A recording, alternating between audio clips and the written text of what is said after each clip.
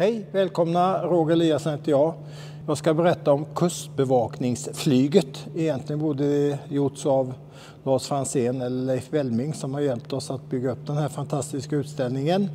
Men vi kör ju lite trailrar här under jul och nyår och då blir det jag som berättar.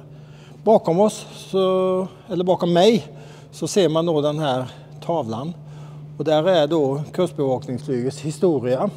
Det är så att alla myndigheter, både polis, försvarsmakt, kustbevakning, flera andra myndigheter har känt behov av att ta flyg på olika sätt. Och det var samma här. Det började helt enkelt med små, lätta sportflygplan. Och så började man göra prov med större flygplan. Och så småningom hade man då 2 stycken sådana här Cessna 338. 337 heter de.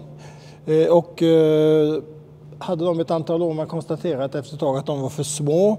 Så då gjorde man prov med en annan typ. Som man också konstaterade att den operatörs arbetsmässigt var för liten. Så då valde man en modell som heter Casa. Där det var rejält med plats för besättningen att arbeta. Och det är ganska många och långa pass som de här besättningarna genomför när de flyger ut efter våra kuster. Och sen har de då ett år när det brann väldigt mycket i Sverige för många år sedan.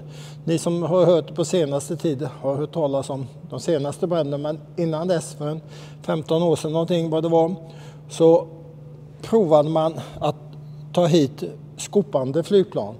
Och då var det meningen att eventuellt skulle då kustbevakningens besättningar flyga de flygplanen. Nu blev det inte så, med känt resultat att skogarna brann som tusan i Sverige så småningom. Och nu har man äntligen gjort upp så att man har en rejäl beredskap över landet, vilket kommer i en särskild information här. Och sen har man då hittat numera ett fantastiskt flygplan som ser ut på det här viset. Och det har man 3 stycken sådana. Och så ser det ut på fotografi. Och vi har en modell av det och den ser ut så. Nu har jag förflyttat mig till en fantastisk monter som kustbevakningen turnerade runt om med i landet. Som visar en av deras uppgifter som är då oljebekämpning. Och det här jag som göteborgare är det här lite smärtsamt, den här händelsen. För det här är alltså Göteborgs skärgård, eller västkusten, Bohuslän ska jag säga. Där oljan drev in och hamnade i de svarta fälten som finns inne mellan öarna på det här viset. Och gisslet kan man säga var inte att fartyg gick sönder och det rann ut olja eller att de kapsejsade. Utan det var att man hade ingen koll på de skurkfartyg vill jag säga som valde att släppa ut, rengöra sina tankar och sen släppa ut det rätt ut i havet. Och olja flyter ju på ytan så den drev då i land och orsakade mycket stor skada. Här är ett exempel på en väldigt stor sån bekämpning när man jobbar med hela den armada av förmågor och båtar där de här lamporna tänds, där båtarna och personalen på båtarna har olika förmågor att jobba med.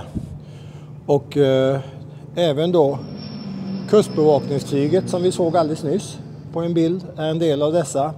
Och det syns inte, men även rätt ovanför oss här så använder man sig av satelliter. Så att kustbevakningen är en mycket viktig resurs i sådana här sammanhang. Då sitter jag nu på en position inne i flygplanet. Och här är det en flygplanet flyger över ett ryskt fartyg. Precis en sån skurk som jag berättade om innan som släpper ut olja. Och han har inga problem pratis, fast de ser att han släpper ut olja, vilket han säger strax. Okay, and you have checked with your engine room as well? Yes, we have checked with engine room, so nothing to discharge over. Ingenting att släppa in. Last protocol and your destination? Det är ett uppdrag som de har. Ett annat uppdrag är att de var nere i Somalia och spanade på pirater. Och när piraterna blev upptäckta så gällde det för piraterna att inte ha ombord saker som var bevis på att de skulle kapa fartyg. Så att när kustbevakningen kom, eller när örlogs- och krigsfartygen kom nära, då valde man att slänga stegarna som är bevis. Då valde man att slänga dem över bord i vattnet. För har man inga, det är ungefär som knarksmugglarna gör. De försöker slänga ut kokain från flygplanet när polisen flyger bakom dem. En annan uppgift, det var alltså internationella uppgifter nere i närheten av Somalia. En tredje uppgift är ju väldigt mycket oroligheter i världen och flyktingar är ett stort problem. Och det är ju synd om de som är flyktingar som måste dra iväg från olika länder. Och det finns tyvärr skurkar som vill tjäna pengar på den här verksamheten och profitera på de stackars människorna som flyr iväg. Vilket innebär bland annat, vilket har berättats av sådana som varit där nere, att de flytvästarna som man köper på sig, de är i så dålig skick. Här ser man exempelvis, där blir de i sjönöd. De sticker alltså hål själva på gummiflotten för att bli i sjönöd. För att i och med att man är i sjönöd, då måste man räddas av ett fartyg. Så att man tar till vilka medel som helst när det gäller att överleva. Och det är ju synd om de människorna. Det som stör mig mest, det är de som försöker profitera på detta under resans gång. Nu var det slut vid kustbevakningen och jag vill då berätta för er att nästa guidning, det blir den 23.